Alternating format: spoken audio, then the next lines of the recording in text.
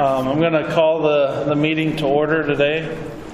We'll start with the roll call of the counties and then the introductions around the room.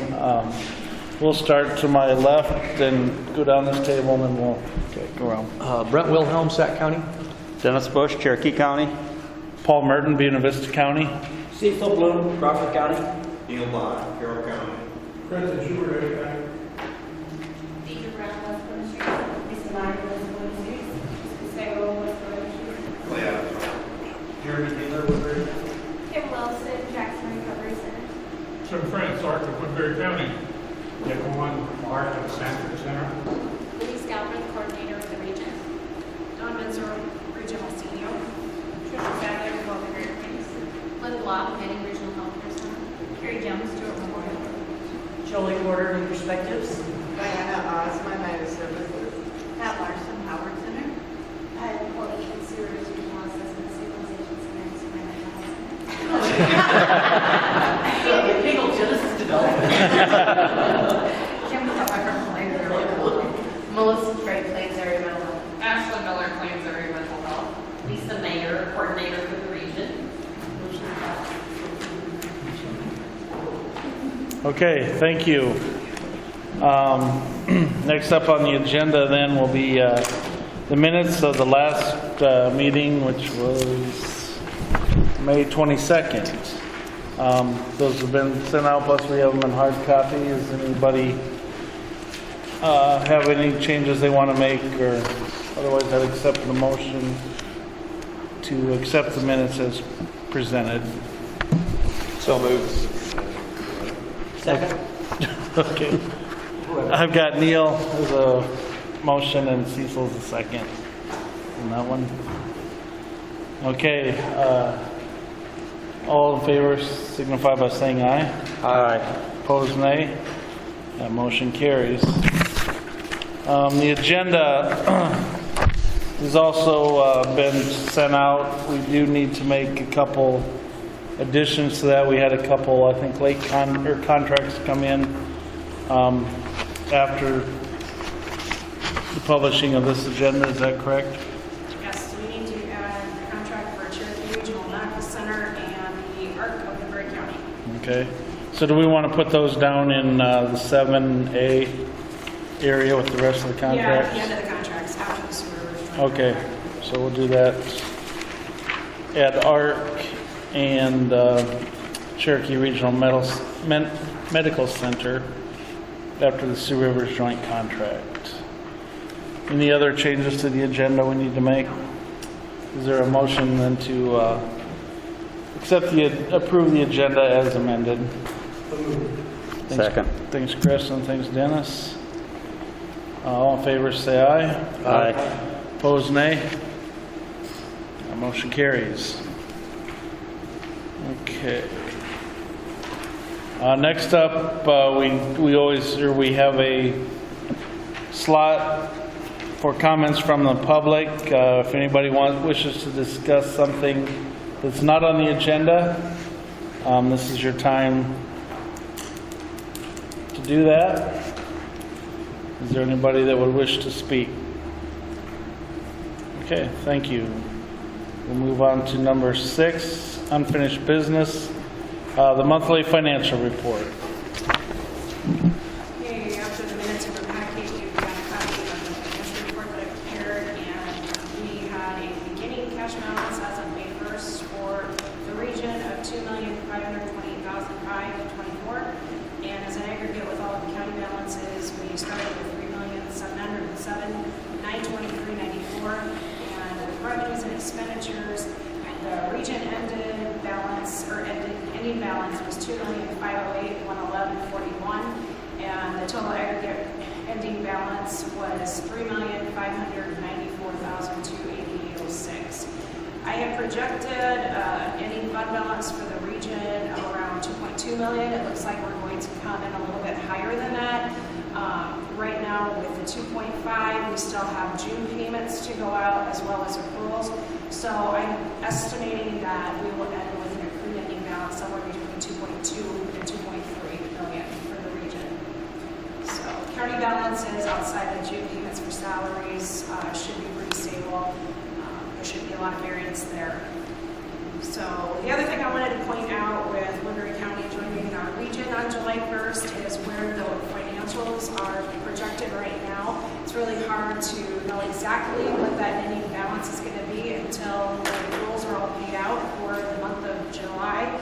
Well, June date of service, but they will be paid in July. This information that's in the next chart, I took off of the reports that was discussed yesterday at the Sioux River board meeting. If anybody's interested, I can pass this. I didn't bring copies of it, but it shows their region by county, what their expenses and revenues are for the month of May, as well as the ending balance.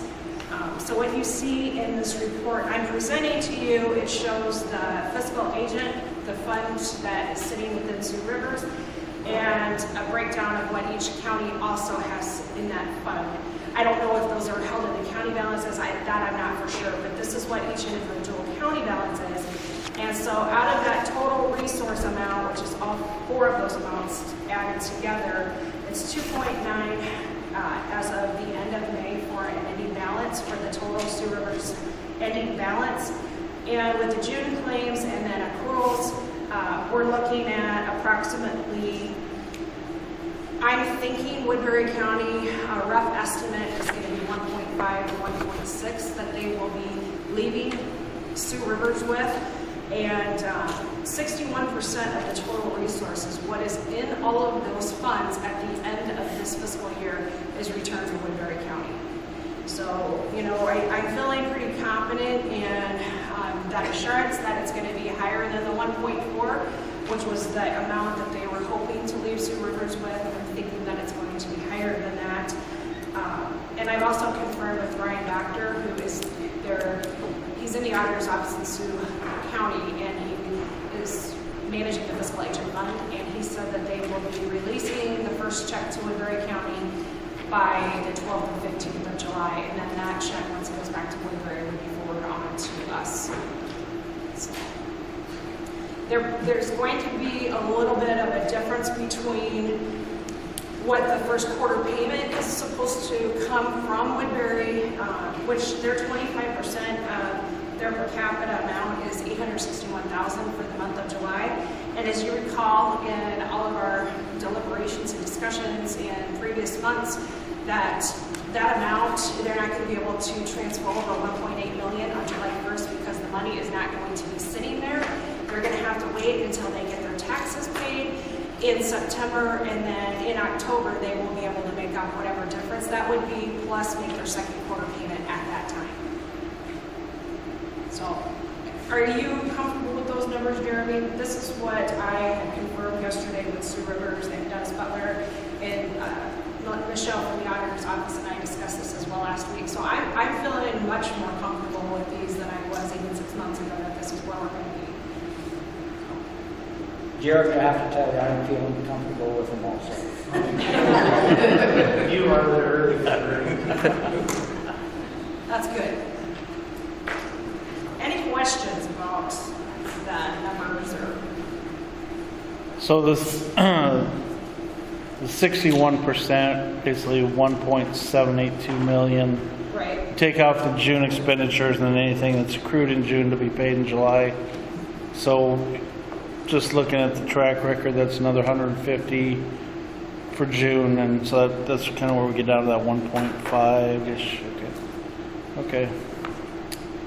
All right. So their payment in September, October, the two together will be about $1.1 million. Right. Okay. Because they'll collect their first half taxes. Yep. Okay. Do you have any big lump sum payments to make in June or anything that would fill that off? No, and that question was asked yesterday, and they said that all of the major expenses have already been taken care of. So there's nothing that they're anticipating that should throw that off by any big amount. That was discussed yesterday.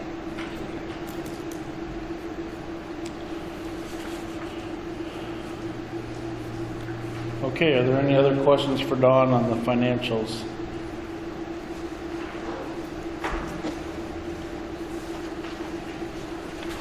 Hearing none, then I'll ask for a motion to approve The monthly 6A, financial? that's on. Yes. I'll make a motion that we approve the monthly financial report. Okay, thanks Cecil. Is there a second? Second. Thank you, Brent. Have a motion from Cecil, second from Brent to approve the monthly financial report. Any other questions or comments? Hearing none, I'll call the vote. All in favor signify by saying aye. Aye. Opposed, nay. That motion carries. Next up is status of request for ITP reimbursements from the hospital. Okay, I'm pleased to report that when we go through contracts in Item 7, we have 5 of the 6 contracts with the hospitals who have agreed to co-fund the telepsych services with ITP. Very pleased with the outcome of that. The only contract that I'm waiting on is Crawford County Memorial Hospital. Back at the beginning of June, Melissa Dre and Kim Kelleher and I had a meeting with the hospital and discussed, what local resources would be available for their use if they were not going to use ITP for every instance. If there's a situation where maybe they just need to be referred to outpatient, or if they just need a simple consult, that they would like to utilize some of their local resources. So they have agreed to fund the services as far as the contract with ITP, that 50% cost. But as far as utilizing services that are available locally, they would like to explore that as well. But they have agreed to contract, and I should have that back by the July meeting. When I sent a reminder email to Erin Huck, who's kind of leading this charge with the hospital last week, she indicated that they didn't know where the contract was. I don't know if it was sitting with the CEO, but she said, send me a copy of it and I'll take care of it, but I just haven't gotten it for today's meeting. So we should have that by July. Anything you want to add into that discussion? No, just that they were unaware, this gal was unaware of our services, that they call us during the day to come and do evaluations, and now they know that, so. At least during the day, that would be a cheaper service than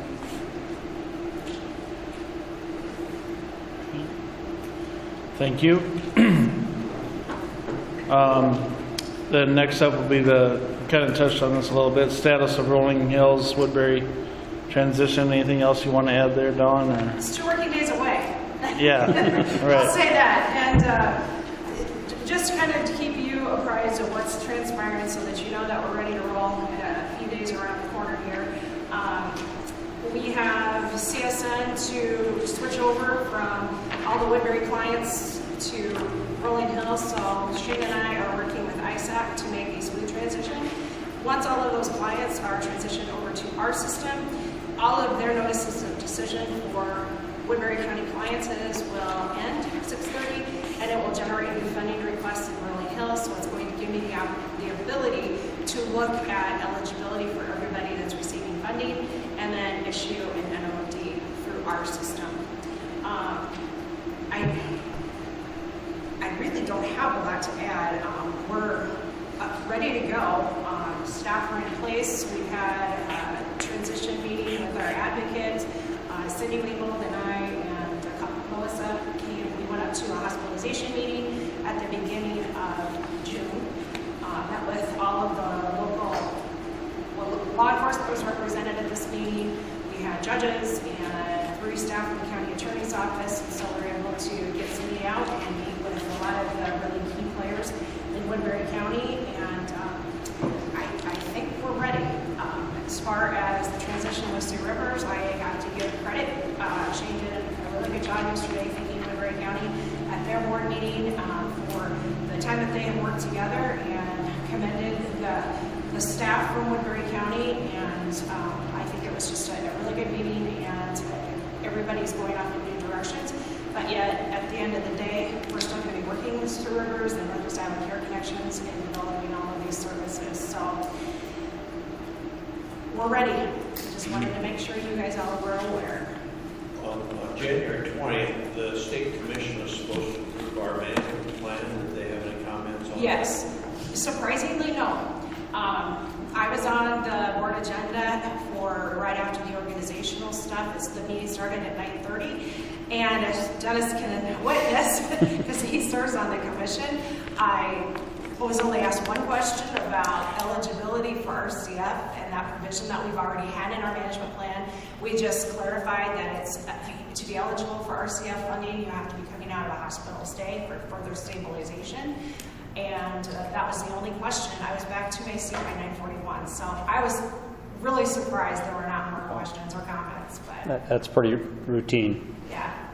definitely Well, we amended our plan for Cherokee, and then there was another time we amended it for RCF and work activity. There were more questions then, but I think that DHS has probably kept the commission apprised all along of the, moving of counties within the state. But it was approved, yes. Good. It was recommended to be approved by DHS. Okay. And then all the contracts for services and rates were forwarded, I think, for the last meeting to Woodbury County. Obviously, are there any issues that there are not? No, not at all. And the only contract that we're going to be holding off on is the Crawford County Memorial contract, and then all of that is complete. And then you were going to work with Jeremy on transition for Cindy. Did you Yes. get along with Jerry? Jeremy and I, we emailed back and forth about a stipend for Cindy, and what I ended up doing is taking her hourly rate to her salary, and then she only had like 8 hours this month, and what I did is reimbursed at our regional mileage rate times her salary amount and times the 8 hours roughly, and I think the amount came to $460 for this month that she's going to receive. So there's minimal. And then, of course, we're going to be tracking everything that's paid out for Woodbury this next year, and then that'll be reimbursed as well. Okay. Any other questions about the transition from anybody? Yeah, any of you? Okay, very good. Well, we'll move on to some new business then. Most of these, as you can see, are going to be new contracts. So Dawn, I think we'll just go through these. We want to go through these step by step, and we all have a copy of each one with a summary. That'd be the easiest way to go through this. Yes, I can go through the contracts and let you know, because the majority of these are going to be new contracts with the providers in Woodbury County. So what I have in front of you, they're all in order by listing in the agenda, so if you want to flip through as I'm discussing them, that's perfectly fine. The first contract that we had is with Mid-Step Services, and the only contracted rate that they have is the IME floor rates. Those rates are set by IME within DHS, so we have to honor those IME floor rates as we do already with our existing providers. So it's just listed in the contract for Mid-Step that we would, if we have someone who needs a service with Mid-Step, it would be that IME floor rate.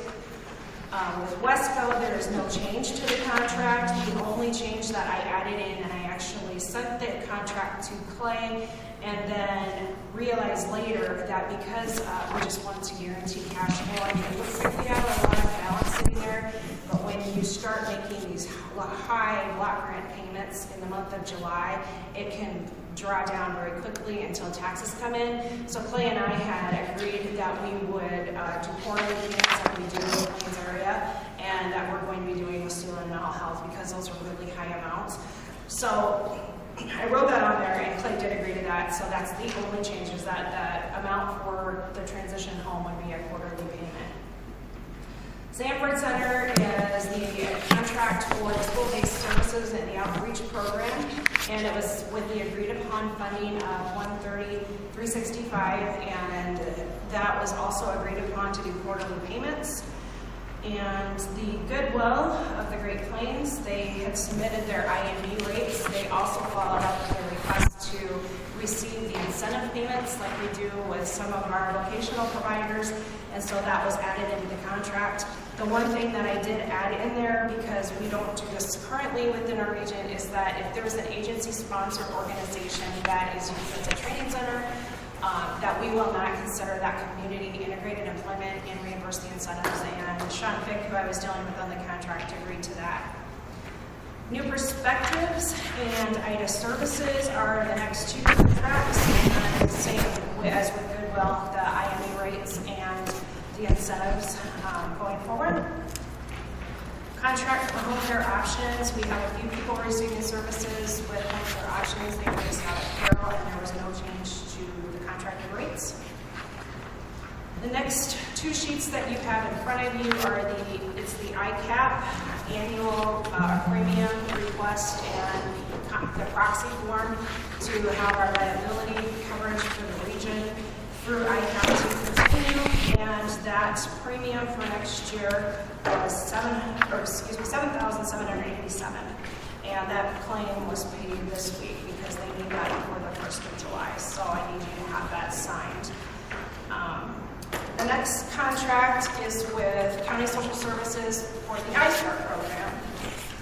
Back in May, the regional Cecil from the Cross region, Bob Lincoln from County Social Services, and myself, and the iStart director discussed the possibility of instead of paying a block grant for iStart, because we were block granting for $139,000 a year, that we're going to go to per member per month rate or fee for service of $800.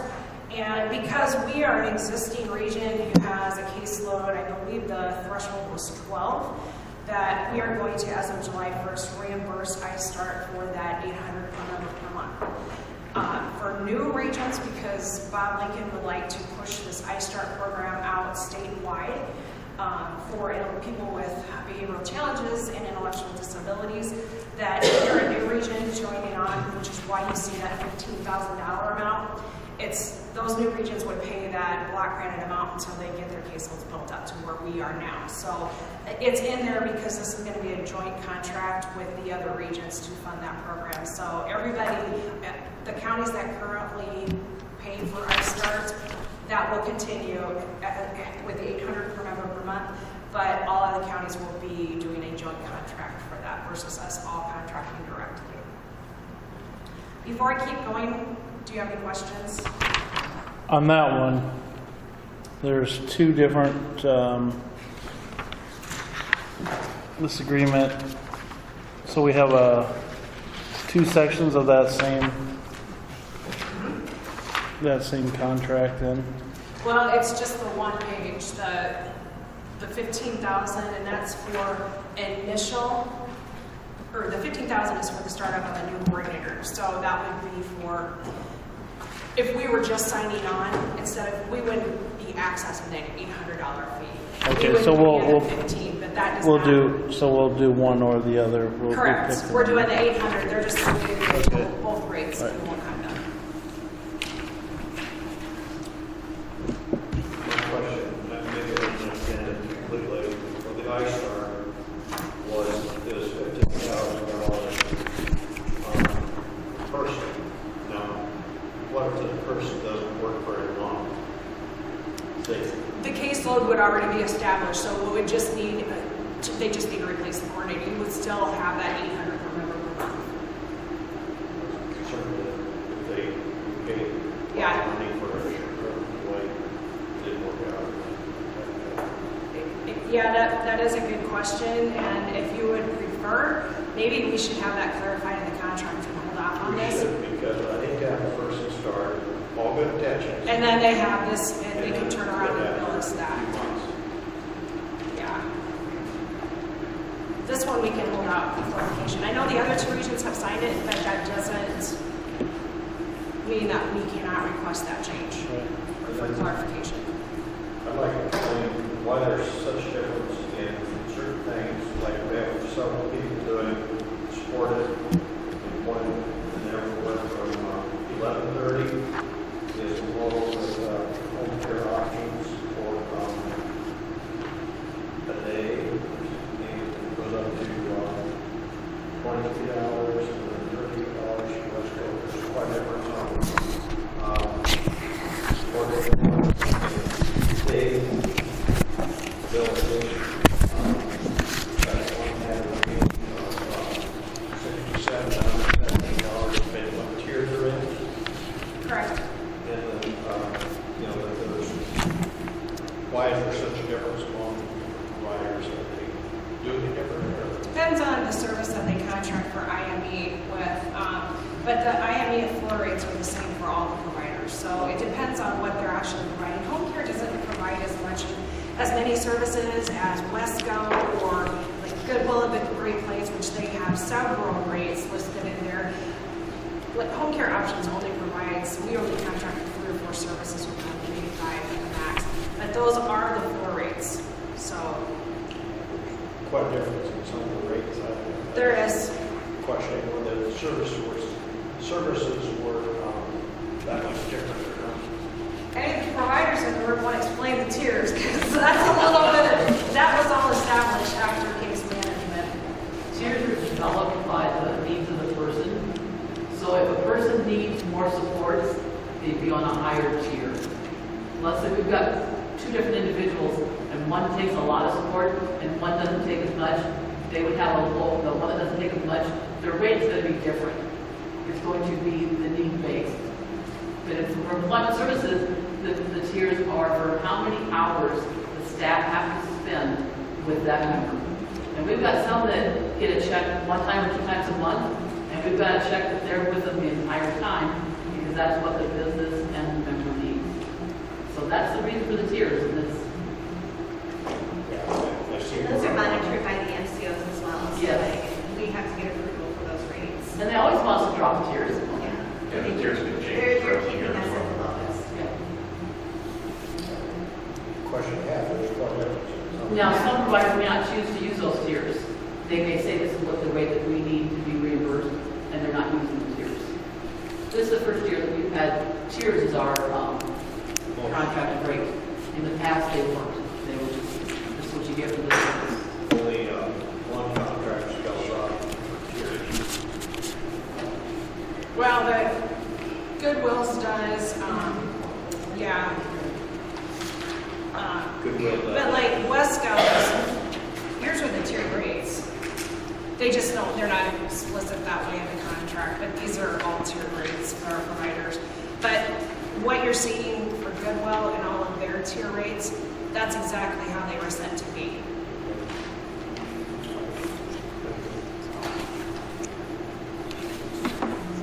Good questions. Anybody else have any questions on any of the contracts we've been through so far? Okay, now we'll pull the CSSI to start. We'll pull that one so we get some clarification on that one. Okay, very good. Let's pick it up with, Okay, Siouxland Mental Health Center is the next contract, and all of the services will be paid, all the migrant services on a quarterly basis. The only contract, or the rate that is not in here is for the approved mobile crisis response program. That was approved last month, and this contract had been sent out prior to when the board met last month, so it had been signed by the CEO and the board president on May 16th.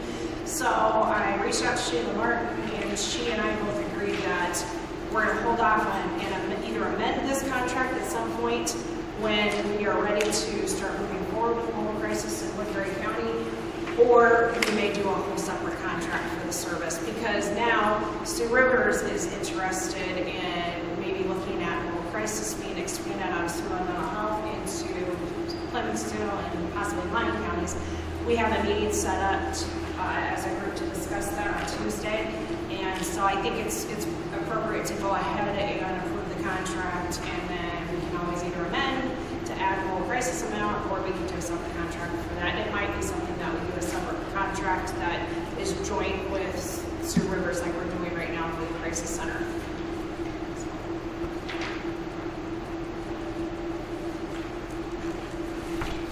okay. Any questions on that one?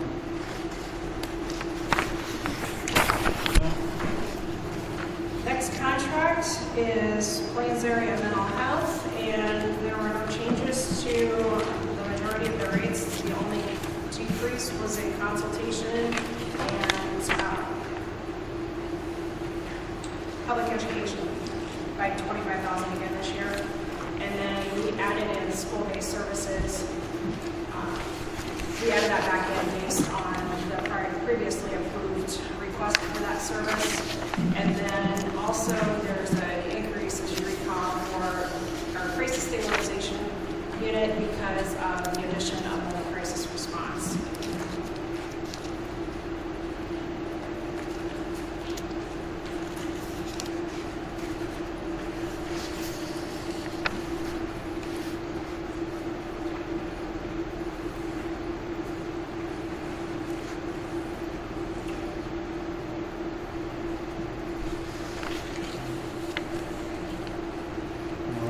Any questions on the Plains area? We'll get into the bigger ones. Any questions on that contract? Okay. Next one, Manning. All right, the next 5 contracts are for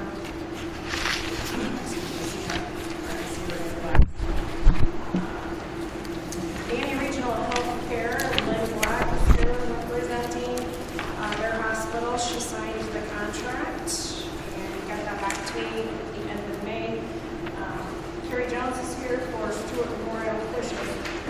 And so they have a contract as well for the cost of the ATP. Stacy Johnson with Loring Hospital, she signed the contract for ATP. She's not here yet.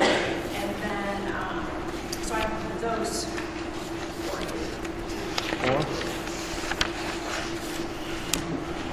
Manning's. And War Memorial.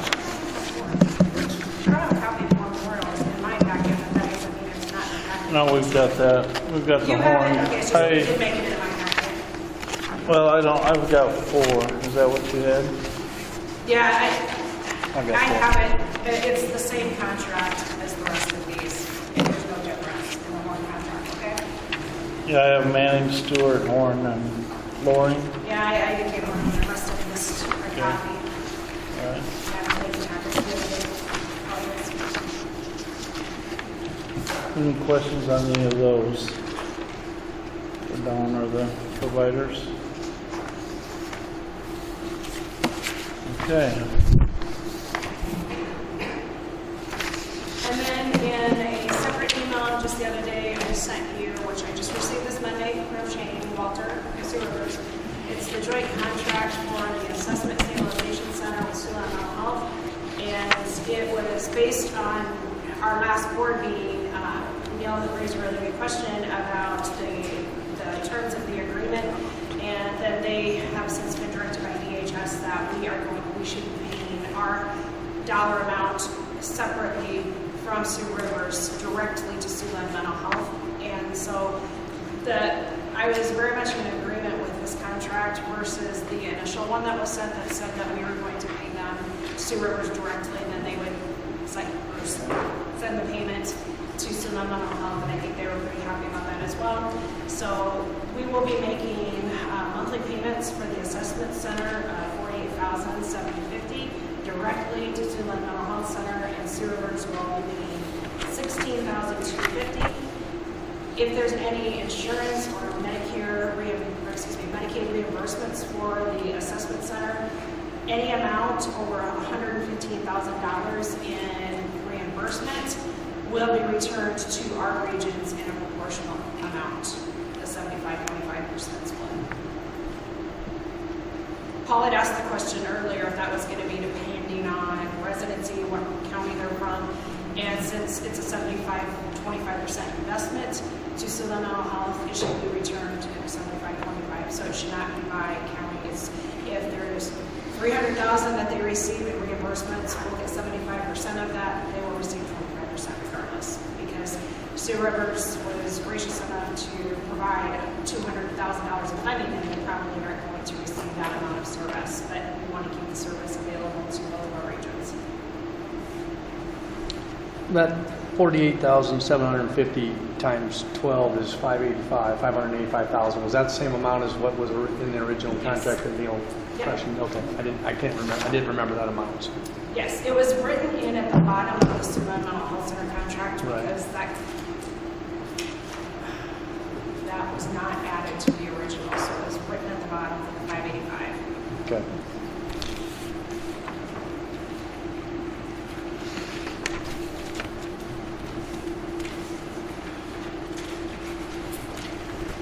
And any amount less than 115,000 goes straight to, Stays with Siouxland Mental Health. stays with Siouxland Mental Health. Right.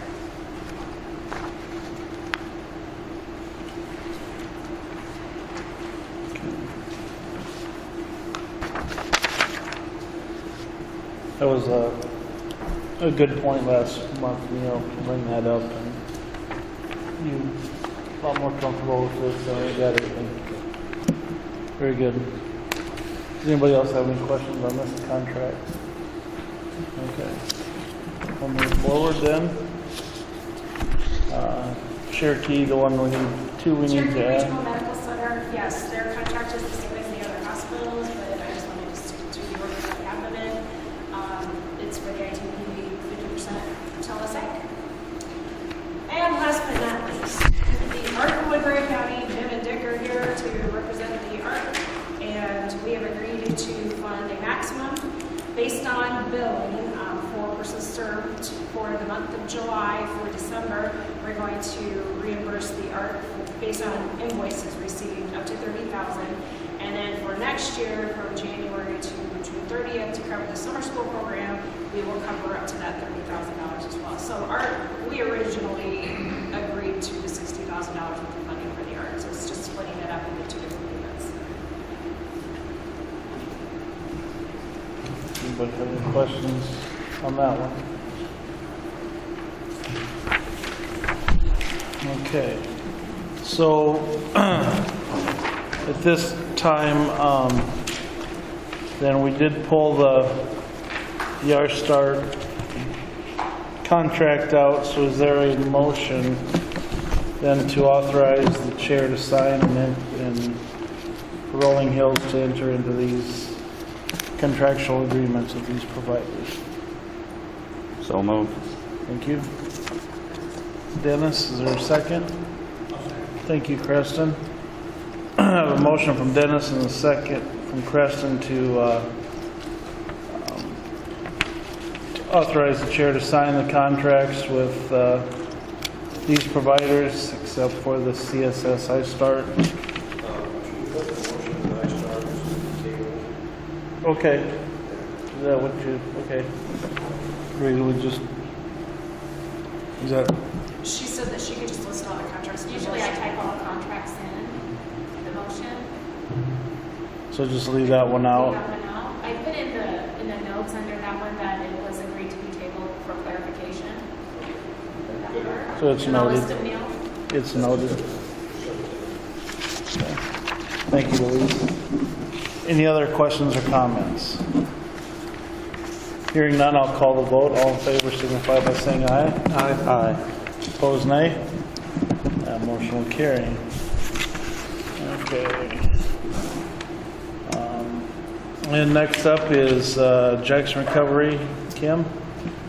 Yeah, Kim Wilson is here today to talk a little bit about Jackson Recovery and the services that they provide. I had the opportunity to meet with Kim this morning and a couple of her staff and tour all of the services that they provide. It's really good to do that because what you're going to hear is it's not near as impressive as actually getting out there and touring and seeing everything that they have to offer. Pretty impressive. So I'm going to turn it over to you. So, probably many of you are pretty familiar with Jackson Recovery Centers. We were founded in August of 1976 by Dr. Bill and Marion Jackson. Saw our first patient in July of 1977. So we began as adolescent services because around that time there were a lot of places, 4 or 5 places, I believe, in Sioux City for adults, but no places for adolescents. And so when we saw our first patient, that was the first residential program in the city. Fast forward 43 years now, come next week, which is really exciting. We now serve adolescents, children, families, adults, and everywhere in between outside of that. Throughout our services, we have 11 facilities in Northwest Iowa. We have 4 satellite offices, Lamar's, Cherokee, Denison, and Sioux City. I always forget Sioux City because it's right there by me. We were recently approved by IDPH to take over Catchment Area 1 for substance use, and so we will have an office in Spencer and hopefully be in that building in the next couple of weeks. And then we are still looking for places in Spencer as well. So we'll provide, Well, so that'll kind of take the place of what Compass Point was doing. Okay. Okay. So we'll provide prevention and substance use services up in Catchment Area 1. Kind of take a look at the volumes at where we're at in Sheldon and Spencer to see if we'll expand any further than that. That was a couple of questions that Dawn's had and some of the other supervisors have had since we've taken over Catchment Area 1. Here in Sioux City, we have 8 locations, which many people don't realize that we have 8 locations in Sioux City, but we have 3 transitional houses, 2 for adult men, 1 for adult women. Like I said, we do outpatient in Sioux City, and then we have 4 facilities out on West 4th Street over by the Goodwill. We have Women and Children's, which services adult women who are pregnant and or have children. There's a 30-bed capacity there. Dawn got to visit the daycare, and we almost got to hold babies. If we had stayed in there a little longer, I don't think we'd have left, because they were crying and they were hungry, and I was wanting to feed them. But I digress. It's one of my favorite programs. And then down the hill, if you go down towards War Eagle, is Sanctuary Apartments. So if I bridge from Women and Children's Center, I can apply for Section 8 housing, and then I can stay at Sanctuary Apartments for up to 2 years, continue with therapy, and have that sober living environment with myself and my kids. River Hills Recovery Center was originally created to service the doctors, lawyers, law enforcement, firefighters, as it was really difficult for them to sit in the downtown office with potentially people they were arrested or helped. And so it's really built as professional services. That building has since expanded to not only do that for substance use, but also does children's therapy. We do PCIT, parent-child interaction therapy, and sand trade therapy. We do psychiatric services in that building, and then also do process addictions, gambling, sex, shopping. We've even seen some kids who were dealing with video game addiction as well.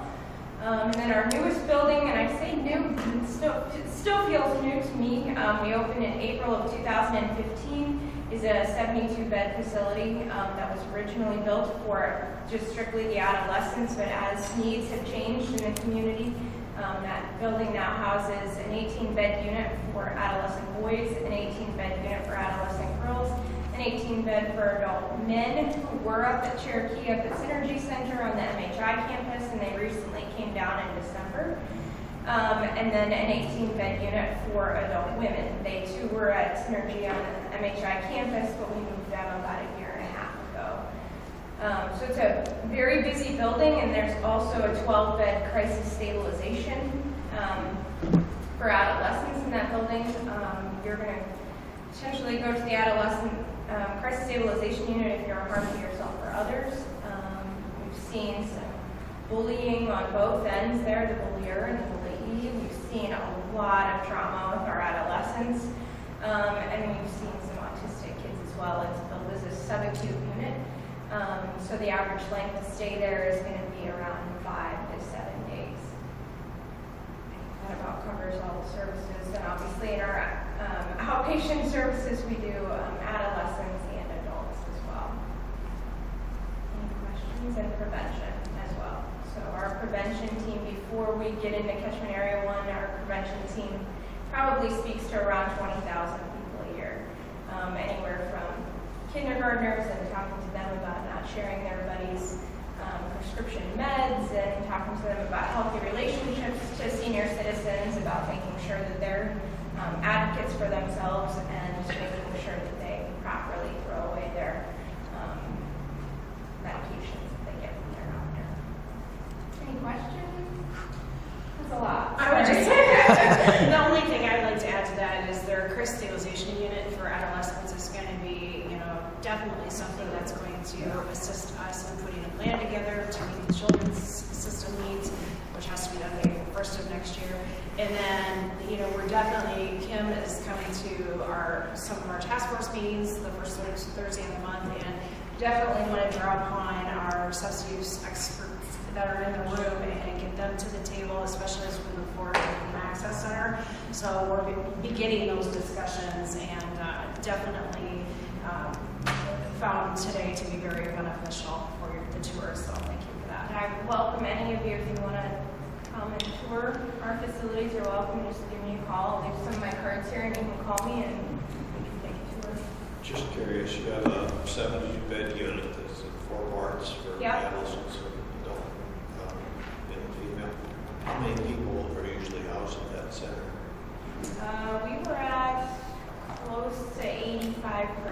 today, so most of the units were pretty close to 18. The adult male unit has been pretty steady at 18. The boys unit has really been real steady at 18. Girls in the women's unit has been kind of up and down, but again, it fluctuates depending on people who discharge and when the next people are scheduled to come in. But it stays. Usually keep a person in that unit. Well, on the adult residential units in Harmony and Synergy, the hope is that they're there 6 weeks. Sometimes that's a little bit shorter, a little bit like the one I talked about, or a little bit at the mercy of the MCOs. We do fight every day for them if we would have to. The kids and at Women and Children's, the hope is that they're there 90 to 120 days as well. But again, it just really depends on what their insurance wants. So we've seen roughly right around that 75 or so days. Some a little bit different. It depends on the insurance company as to how many days we get from someone. Is this voluntary or is this a committal? Both. Both? Walk in, or a lot of our patients are have some sort of legal DHS involvement or court involvement. We have some folks that are civilly committed as well. That's, like you guys know, it just takes 2 people to go to the courthouse and fill out some paperwork, and we have to be pretty detailed, but we can civilly court commit some people. And a lot of times they'll choose jobs.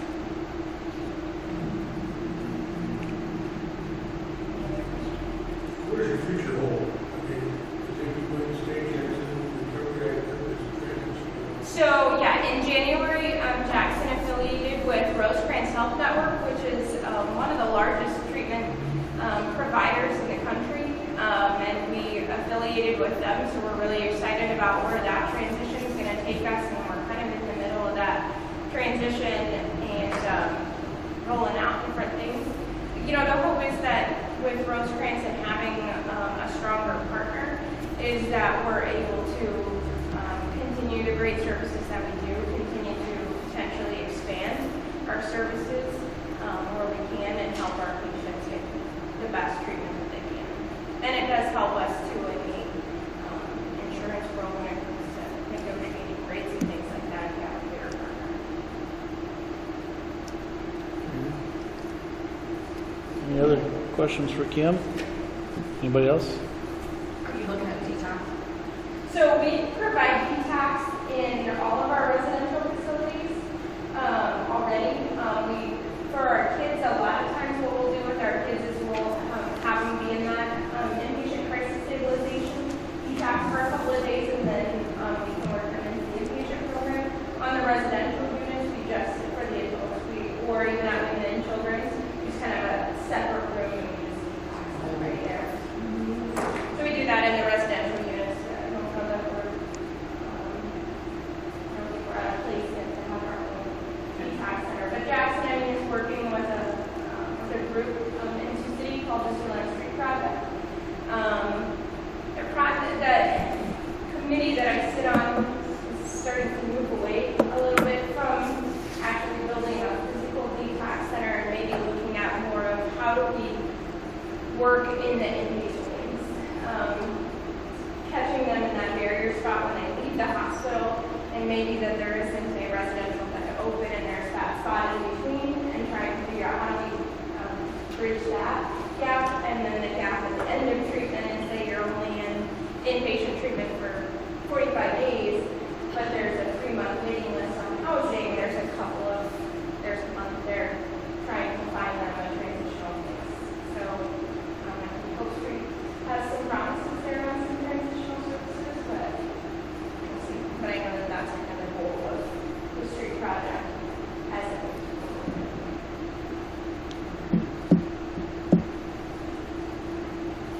Any other questions for Kim? And I do have some brochures for crisis stabilization and for Jackson itself, so welcome to take some. And again, I'll leave my cards here and you guys can call me if you have any questions. Thank you. Okay. Melissa and Ashley, you guys have been off the hook for a couple months, so it's time to jump back in. Right, Cecil? Right. Bring your notebook. Yep, I brought you numbers. Okay, good afternoon, everyone. So the total number of individuals that we have served since we opened in February of 2016 is 279. Our total number of bed days used for 2019 is 154. So unused for 2019 is 1,254. Total used for, since we have opened, since February of 2016 is 2,965. And unused is 6,723. One of our goals that we've had is to try to lower our length of stay. Crisis stabilization is meant for 3 to 5 days. And right now for 2019, our average length of stay is 5.5 days. So we're right on the edge of that goal. With mobile crisis, we are working on hiring additional staff. Melissa and I interviewed 2 individuals on Monday, and then we have an interview tomorrow afternoon as well. We've had a lot of really good applicants, so now getting the interview process going. For mobile crisis training, all the staff that we currently have will do training on assessments with our clinical supervisor in July. They've completed all of their computer-based training and training on scheduling. So now we just need to do the assessment training. Advertising, the month of May, we did Storm Lake, a radio ad with Storm Lake Radio for the month of May. We've done a lot more advertising on our Plains Area Facebook site, and on our Plains Area website, we added our referral and what somebody can expect when coming to Turning Point. So those are on the website, so if somebody doesn't have the referral, they can go on there and download it. And then for the month of May, myself or my staff attended chamber coffees around our region, and we're able to speak and explain what we do and what we provide at Turning Point, answer any questions for anyone in the community. Then, for referrals, we've had since the month of January to today, we've had 54 total referrals that have not admitted to the home. 18 of those individuals we did accept, but they chose either not to admit or were transferred to inpatient level of care instead of coming to crisis stabilization. And then we had an intern through ED University and Storm Lake social work program, and they had to do a project for the time that they were with us. So they were with us from January until the beginning of May. And their project that they chose to do it on was the number of homelessness individuals that we see in crisis stabilization specifically. And so I have those stats. Dawn, I can send this specifically to you if anyone would like to see it, but just some interesting numbers. Our highest number of individuals who are homeless are diagnosed with depression or anxiety-related symptoms. And then substance use for our homeless population was fairly high. It was 55% of individuals that we serve that are homeless also have substance use related. And then our discharge planning, our highest transitional housing for our individuals who are homeless is stepping stones. So 29% of those individuals have transitioned to stepping stones. And then in relation to the substance abuse, it can be difficult for people to come to Turning Point and get directly transferred to inpatient substance abuse. But out of our last 6 individuals, 5 of them we have been able to directly transfer to their inpatient substance abuse, which is a huge feat for us.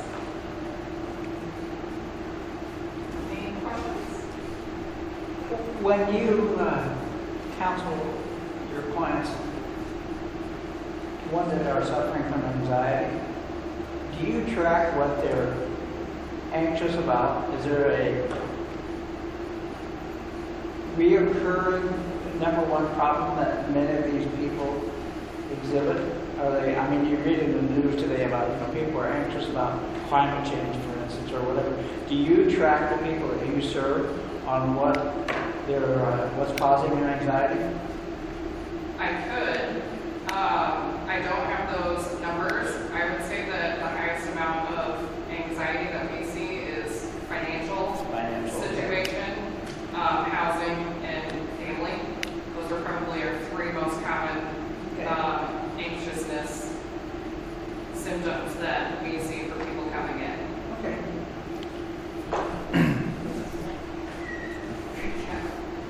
I did hear the ads on the Storm Lake radio. Thought they were very excellent ads.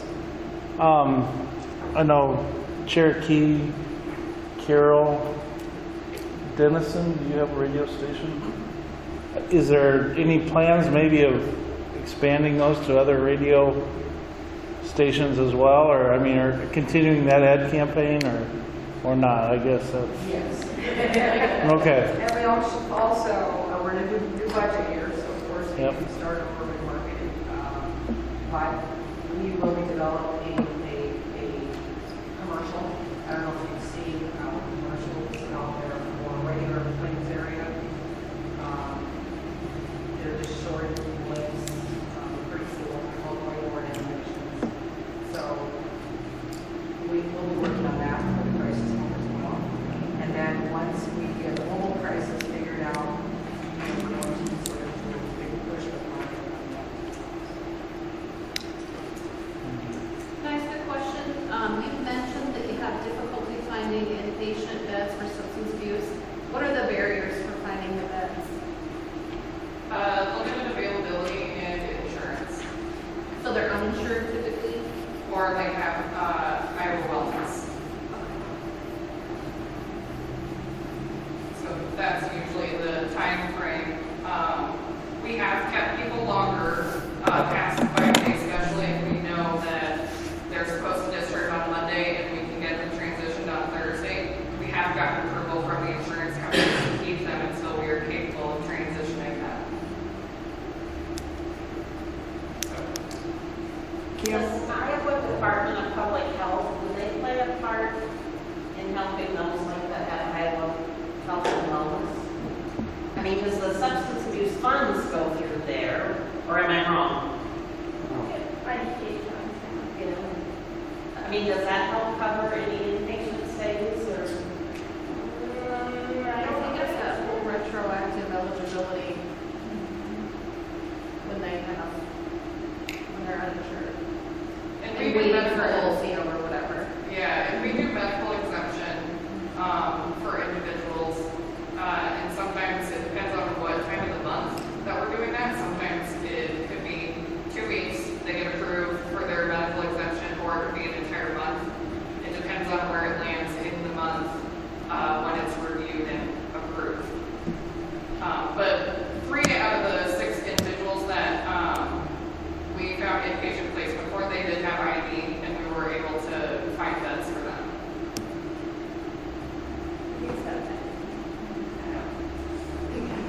Jackson's always our first call. To your point, I mean, such inpatient for adults is really difficult.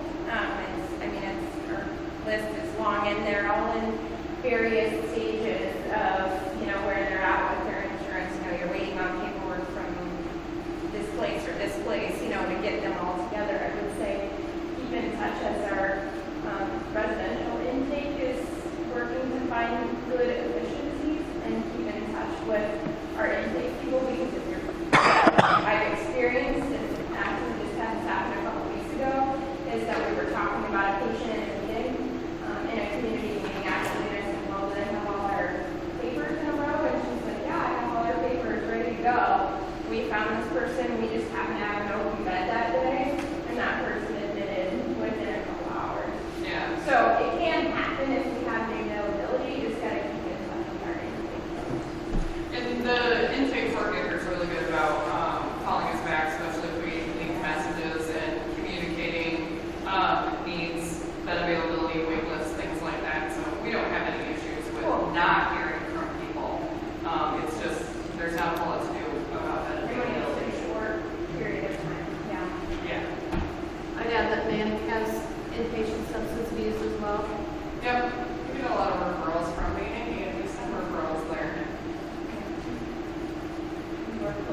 Kim, how is staff recruitment coming?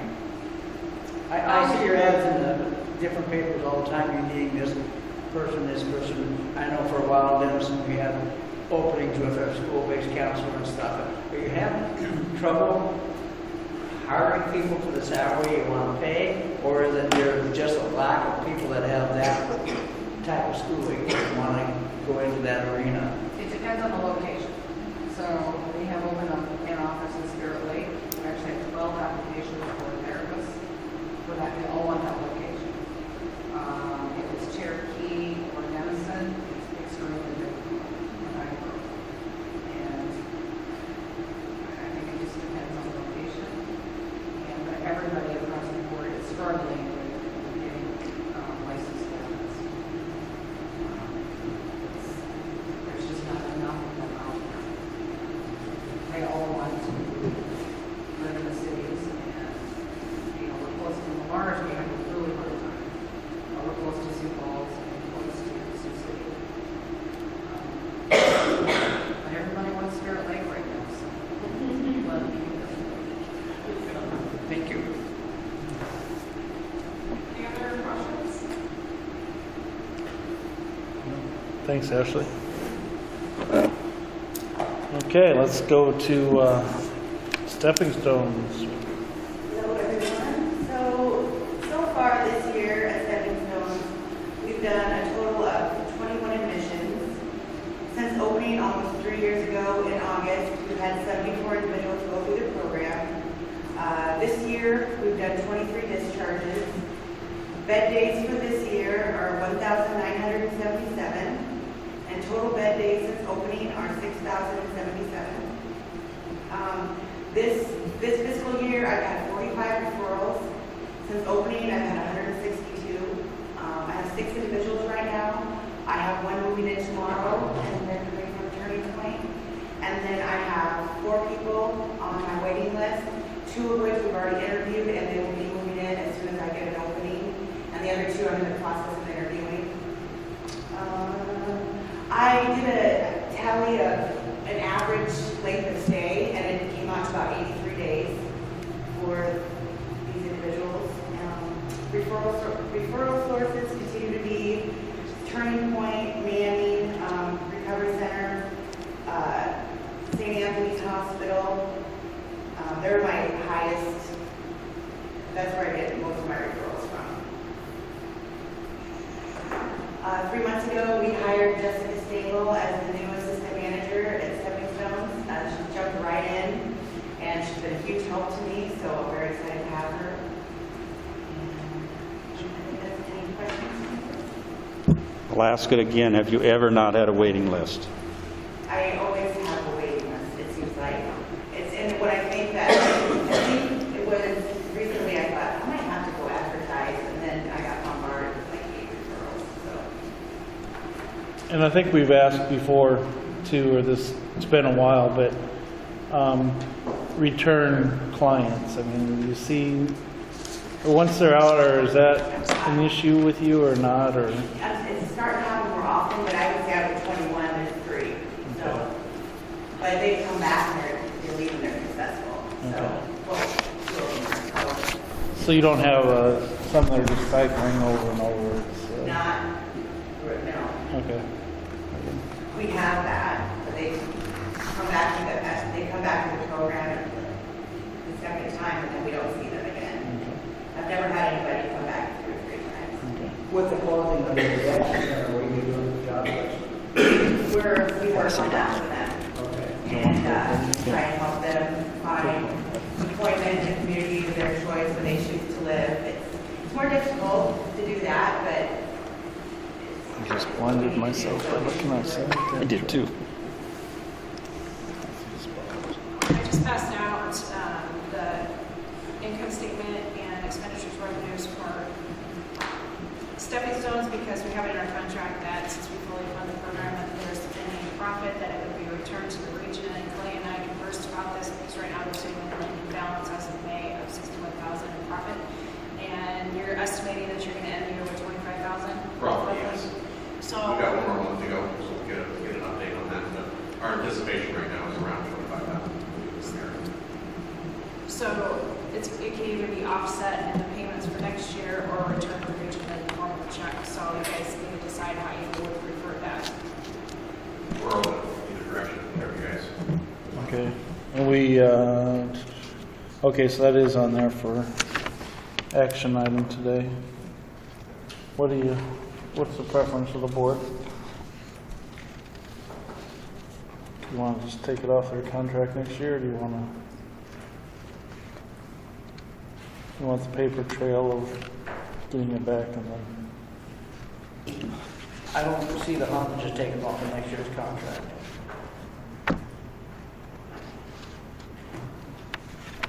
I kind of like the paper trail idea.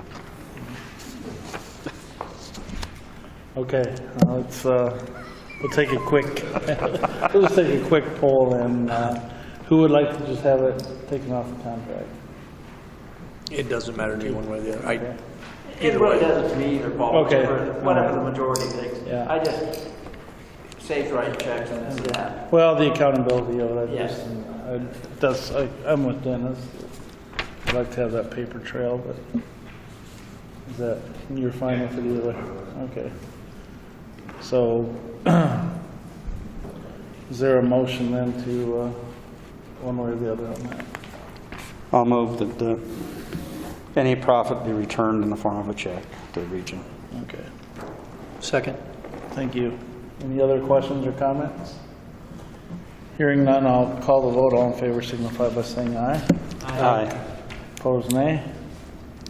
Motion carries. Got that all, Louise? Got it? Very good. Okay, next up are the Crisis Task Force updates. Our task forces met again at the beginning of June.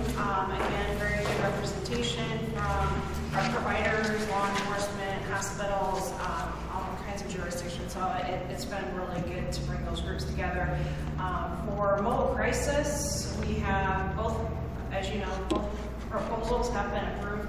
We're going to probably be 1 to 2 months out in implementation as for Plains area because hiring staff and then the specialized trainings that they're going to have following their initial hiring. So we're probably looking at a 1 to 2 month delay. Siouxland Mental Health Center is going to try to coordinate their start date at the same time with Plains area so that we don't create a great deal of confusion because we're going to market this as one service being provided within a region, but it's going to be offered by 2 different providers. I've been very pleased. Plains Area Mental Health Center and Siouxland have also done a very good job collaborating together with developing policies and procedures and marketing efforts. They've had a couple of meetings outside of our task force meetings and are moving right along. And we've had Todd Wick, who's with the Woodbury County Sheriff's Office. He's been at our task force meetings as well. He and Tony Wingert have been there, as well as Kevin Heineman and Jay Hugendijk, I finally got his name right, from the Sioux City Police Department. And so it's been extremely beneficial for having their representation at the table. Ken McClure from the Sac County Sheriff's Office has been attending consistently to our task force meetings, and he took the initiative following our last meeting to send out an informational letter to all local law enforcement as well as all of the Sheriff's Office in all 7 counties.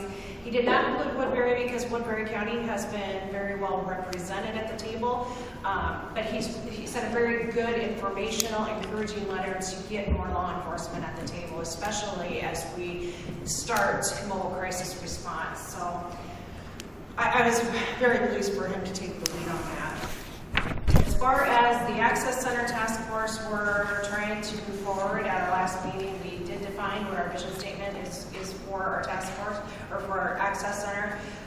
We had representatives from Northwest Iowa Care Connections as well as Sioux Rivers at the table, because we know that if there's going to be any type of brick and mortar facility, that we're going to need to jointly fund it amongst all of our regions, because none of us can do it on our own.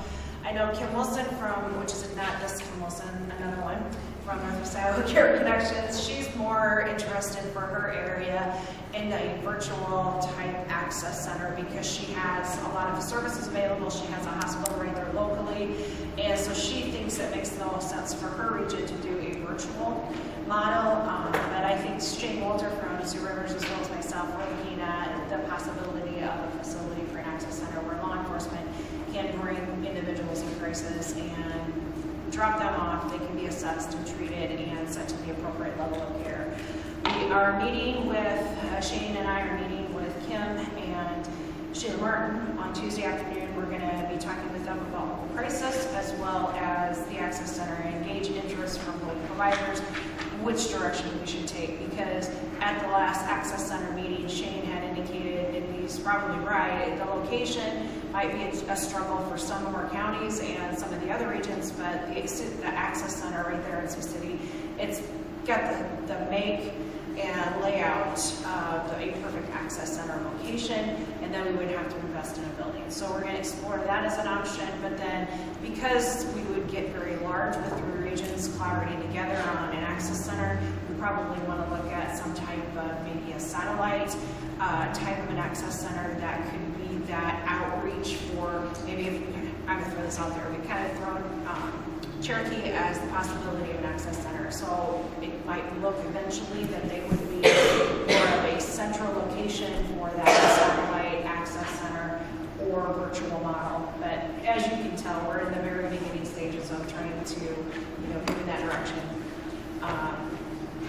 And as far as our intensive residential service home task force, Clay Adams has received no pressure from our group about moving forward with because of their success with our transition home. Clay is definitely someone who likes to be very progressive and get things done, which I've always been very impressed with. He had indicated that they're exploring IRSH services and that he believes that they can probably have a home up and running within 6 months, roughly. So that's where we're headed. We're going to start small on some of the intensive services because these are going to be some of your higher level of care cases. We don't have any guarantee at this point for any of these services through the MCOs. They're supposed to be funding it, but we all have experience with our price stabilization and the slow reimbursements there. So we're moving in that direction, but everything that we do, we need to do very cautiously and ensure that we have the ability to fund it through our region if the MCO payments do not come forward. So, questions? Any questions on those? Thank you for your work on those and keep up the good work. Okay.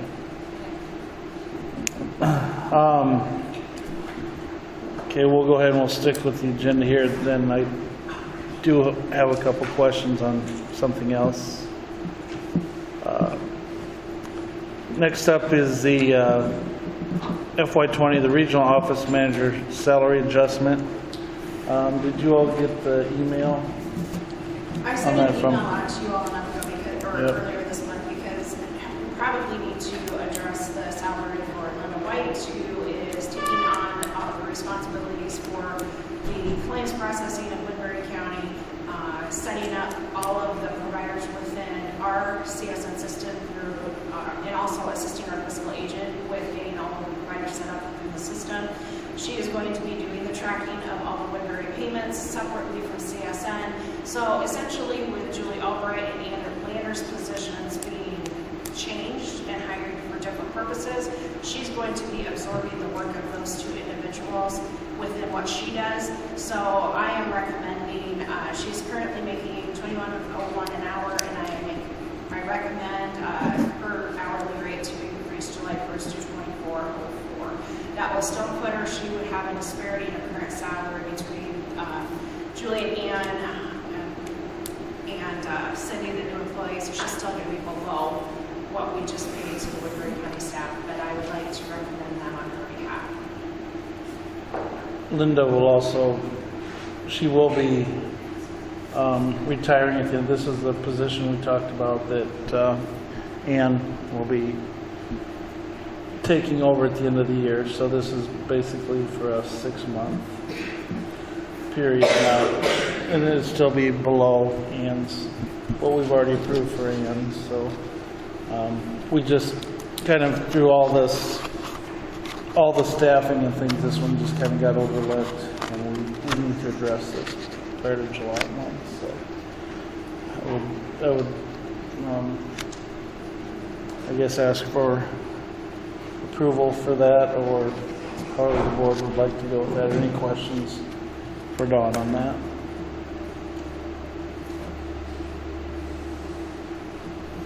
I don't. I move we approve a raise for Linda White to 24.04 an hour. Is that what you said? Is there a second to that motion?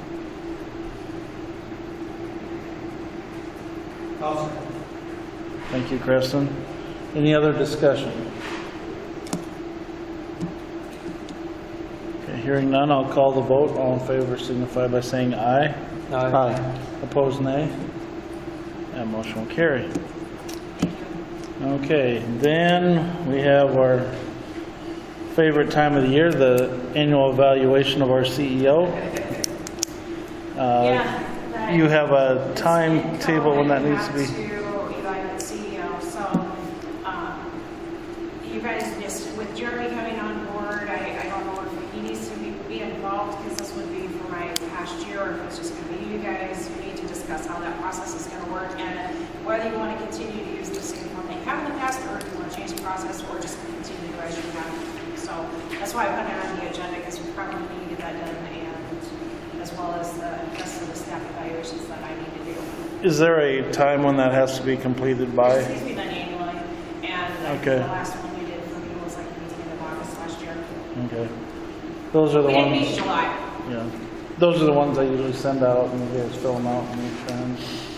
Is that, are you okay with that format, or that, or is there, if there's anything else you want to change on those evaluation forms, feel free to write them in or put them in, and we can do those, but, Well, and Jeremy will be on the board yeah. when you do this, so you guys need to probably include him, because it would be no different if, like when Brett took over, he took over Rick's Right. duty, so he's going to be a voting member when you do that, so he should probably be involved. Okay. Go easy on the Jeremy. And we can, I mean, we can have that discussion, we have the evaluation when we meet with Don too, that this is, you know, so. Again, we have a couple folks with limited, you know, time with Don, so it's, I'm fine with whatever the process was. okay. You guys don't want to change it, then that's fine with me. Okay. Is there anybody else that would want to compile you know, for presentation when we actually have the evaluation, or you want me to continue to do it, or how? Do you? I believe in you. Dennis, you were trying to volunteer. Well, as a vice president last year, the previous years, you always took over that responsibility. I'd be willing to do it if you want to Okay. delegate that. Yeah, because Dawn usually sends those, or we'll send those out to all the members. It's just a matter of who send them back to. Okay, we'll work that out between us, I guess. One of us will take care of that, so. All right. You want to try to have that, and then we'll meet prior to probably we're not meeting in July? Or we? You guys need to decide if you think we should. Okay. Otherwise, we can do that for the August meeting, which gives us, why don't we just set that up for the August meeting anyway? Okay. Okay? You don't need action on that, just consensus? Good, thank you. Okay. Well, before we schedule the next meeting, I just want to, and I'll put this out to you. A lot of you folks are a lot closer to the fire than I am, but we had some big news here the last few weeks of the resignation of Jerry Foxhoven. Is that, what do you, I just want to know what you folks are thinking. Is this DHS going to be better, worse, or where?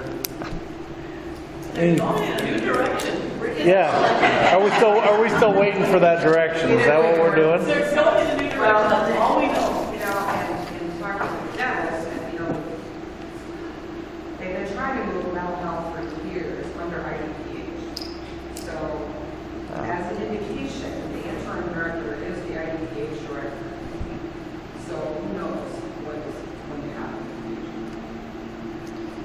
And there is fair support on the commission for that to occur. And the most vocal opponent to that was Rick Schultz, and he's retiring next month. So, I mean, no one knows exactly what's going on, but you kind of put two and two together, and it really kind of makes you wonder if this isn't a start to that process. So it could be very scary, it could be very good. It's the unknown. We're just, you know, you get the news, the flash stuff, but you never hear any, or I don't get the background or any of that. When they say the new MCO change is going well, Oh, he's done. Yeah. He's out.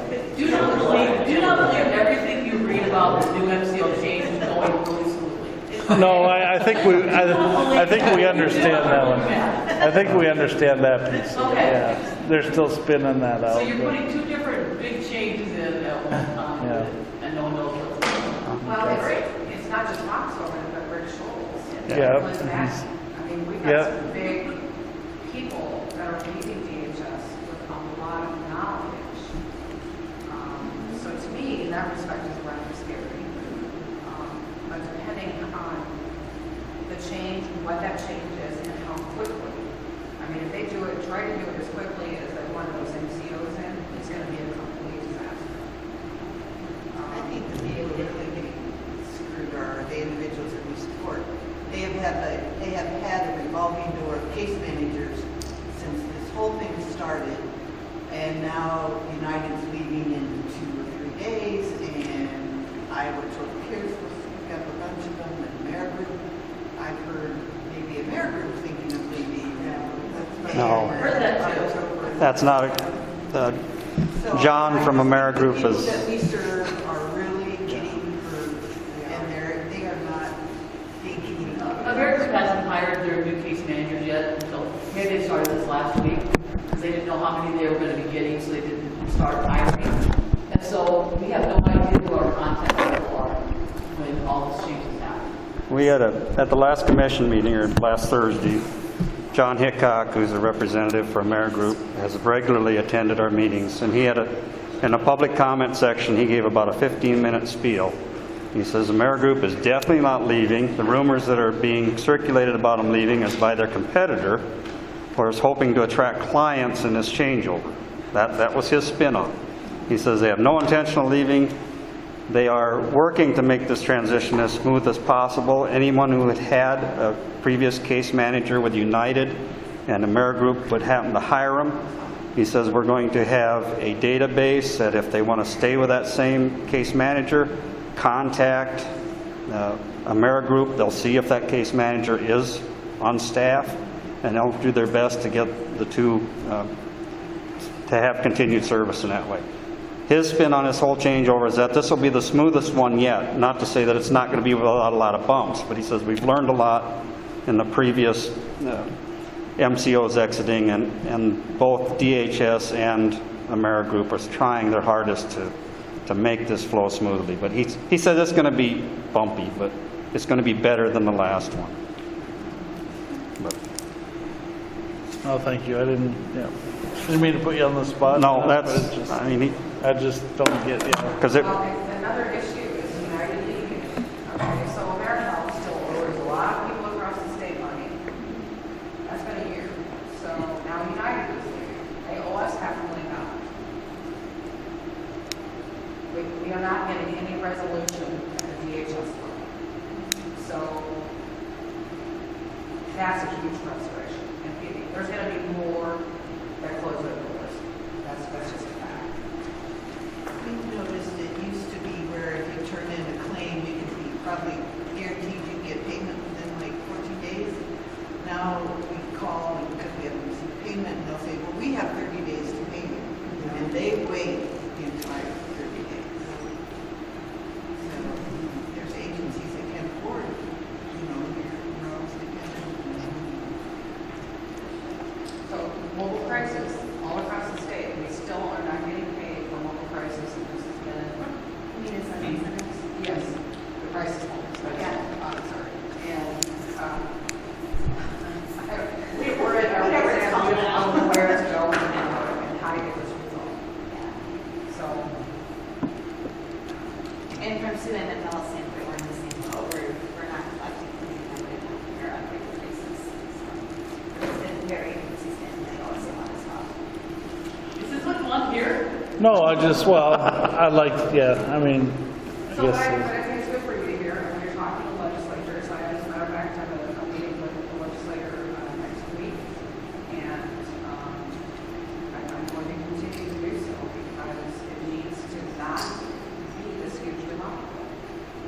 It doesn't have to be this big. We're not opposed to managed care, at least Plains area is not, but it has to work. We have to work collaboratively. They can't just come in and be out for money, and I'm sorry, that's what China Healthcare did. There's been a lot of discussion on a commission about having to resubmit claims and companies finding a little error and then getting it kicked back, and you fix that, and it gets resubmitted, so they find another error someplace else and kick it back to you. Has that gotten any better? Is that still the same? That's what we're doing with crisis services. We're on our 10th submission for some complaint. And correct now. And they say it's a glitch in their system that they're not fixing. Oftentimes they'll tell you that you're not contracted, like the center is not in the contract. So then you have to physically email them sections of the contract that they signed, email it to them and say, see? Or they Really? said to us, like, our halfway house for women was the residential program. So they were giving us the wrong money, and we didn't know it's a transitional house, it's not residential. Here's the section of the contract, you know, exactly. And the claims I know us are not from just 6 months ago, sometimes they're. Maybe there's a lack of knowledge from the MCO standpoint as far as what specific services are being provided in the state and how they should be. I mean, there's set rates accordingly from DHS, but there's like a lack of communication from here to there on them, so that reimbursement just isn't happening. So DHS knows what we should be reimbursed for. We know what we should be reimbursed for, but for some reason they just don't know the specific service and what that reimbursement rate is. They're just like, yeah, that's for you. And so, For example, I have told care, it took us 4 months to get a contract because their definitions of services do not crosswalk to Iowa. So they had our integrated health services listed as BEHIS services, behavioral health intervention services, which in Iowa is for kids. It's an intervention for in-home services for kids. So try to crosswalk all of those services. And we're not confident, Jason, that they have it correct. So by August, we should know.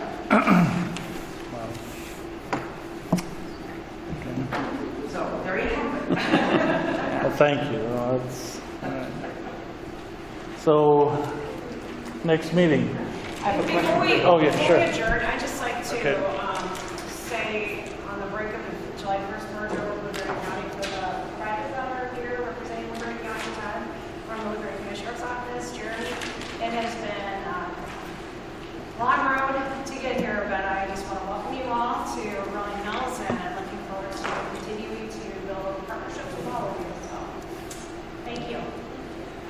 Dawn, the last meeting, I had made a suggestion that we send out our agenda to all the state legislators that are in our section. Has that been implemented? Yeah, I didn't this time, but I will put my in the very end, in the minutes. That's how I remind myself. Well, the reason I ask, through the summer when they're not in session, I understand once in January comes, they're busy, but I'd like to think they can make parades and all these other functions that maybe they would want to wander into our meeting once in a while. I will add them. Personal invitation, maybe, huh? Well, the ones that I talk to about mental health, I get a lot of stonewalling. Yeah. Maybe two. Well, and there's a lot of misunderstanding out there. Scott had heard from a couple of legislators over in the Webster area that, or supervisors over in the Webster County area that our region was going to implode because Woodbury County was coming in, and Scott said that the two legislators, Mike Sexton and Tim Cranberg, were in the room, and they said it's just the opposite. It's actually going very, very well.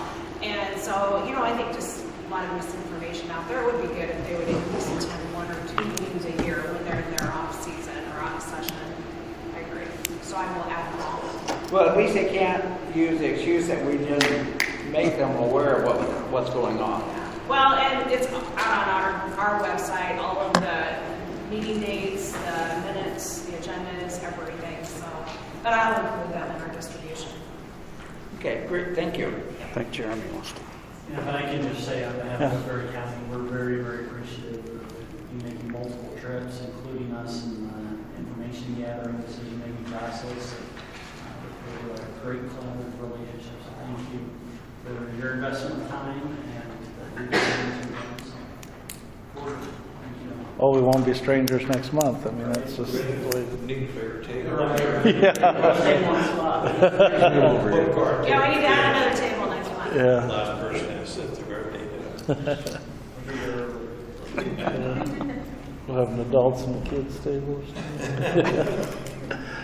Okay, let's, what do you think about next month? You want to do that or wait till, are we going to be okay to go to, you want to schedule one right away in July? Or? Yeah, I think what we've done in July is, because that last week of the month is fair for Louise, it's fair for me, and, I mean, I can work around it because I'm right there, I'm in the area, but she's actually working at Booth since her. Well, we had Veterans Day on that Wednesday, Yeah. so Cecil can't come either because he has to report. So I think in years past, we haven't met in July, and we've just met the first Wednesday in August, just pushing back a week. So. Oh, the first Wednesday in August. That's what we've done the last couple of years, met the first Wednesday in August instead of the last Wednesday in July. I have plans for that day, but it won't work for me, but. I know that we're gonna have, as far as item of business, we'll just have for sure Crawford Memorial contract, all the other business as far as bringing Woodbury County in behind us.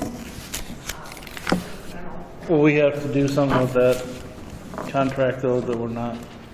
Yeah, the ISTAR contract. So we've gotten updates today from the Turning Point. Our task forces meet in August, the first of the month. I'm just trying to decide if it would be okay if we wait until the fourth Wednesday in August. The fourth Wednesday in August, just move it a whole month.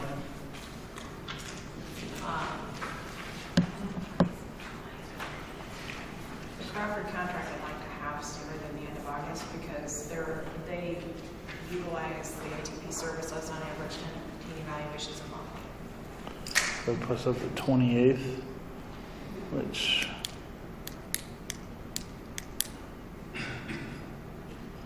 Unless that first week is there, are you gone all week, Cecil, or is there, it's just that The day? 7th, you're on.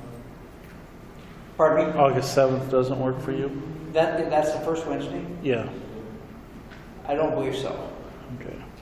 Second Wednesday, third and fourth are fine.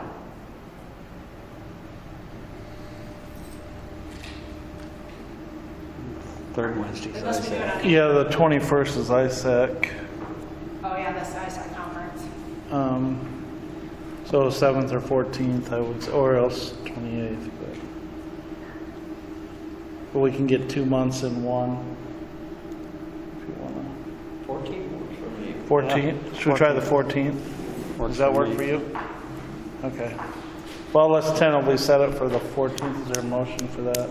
At 2:30 again, back up to 2 o'clock, or?